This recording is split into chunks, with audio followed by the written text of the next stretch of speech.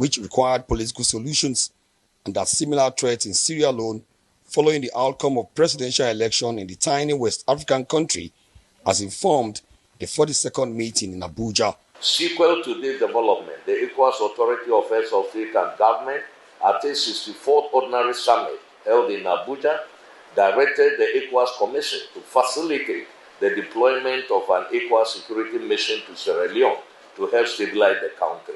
Member states are expected to take stock of the last meeting and possibly deploy the ECOWAS military standby force to Sierra Leone, as well as review operations in the Gambia and Guinea-Bissau. This session also offers the opportunity to review ongoing security missions in the Gambia and in Guinea-Bissau, respectively, against the backdrop of the need to continue activating, equipping and deploying the ECOWAS standby force. Nigeria has been at the forefront of ECOWAS peacekeeping missions, and the country is willing to commit even more to future efforts to achieve peace in the sub-region.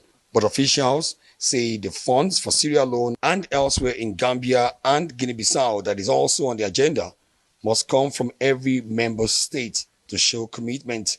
I therefore assure you that once the finance experts and ministers of finance finalize their meeting, which will hold soonest, the Mediation and Security Council at the ministerial level under my leadership will prioritize the activation of the ECOWAS standby force for counter-terrorism efforts.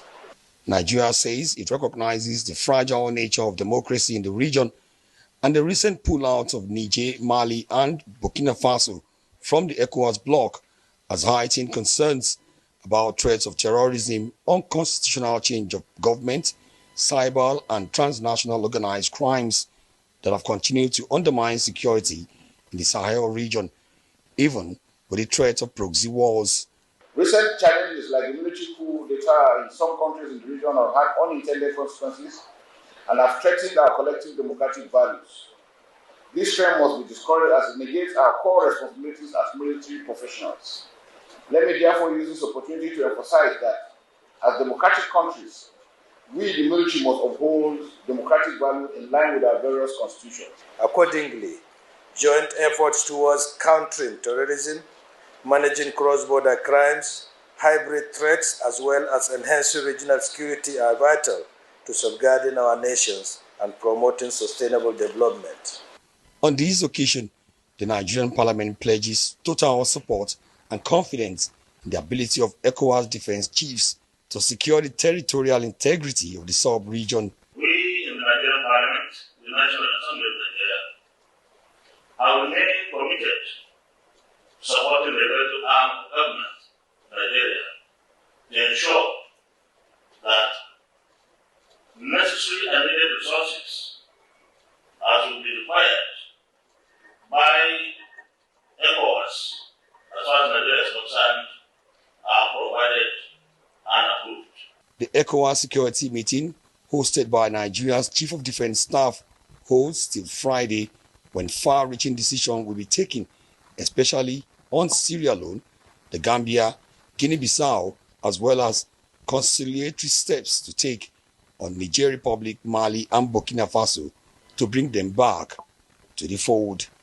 Omo Bazwai.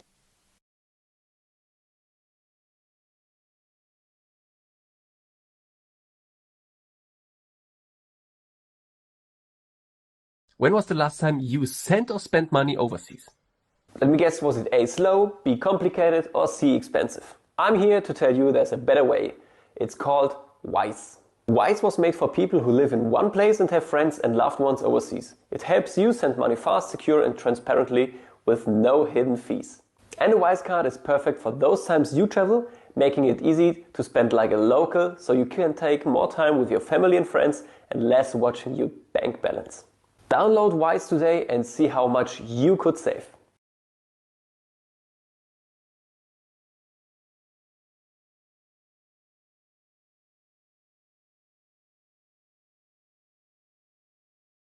Chief of Defense Staff General Christopher Musa has called on all chiefs of defense staff of ECOWAS countries to work in unity to prevent military takeovers and undemocratic change of government in the countries. This was said at the 42nd Ordinary Session of the Committee of ECOWAS Chiefs of Defense Staff in Abuja. The CDS added that the threat of a military takeover of a government must be destroyed, as it negated the core responsibilities of the military profession. He also noted that the military must uphold democratic values in line with their constitutions. Joining us via Zoom from Senegal for this conversation is Dr.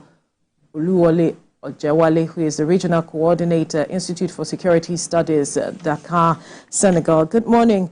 Thank you for joining us on the program. Thank you for having me.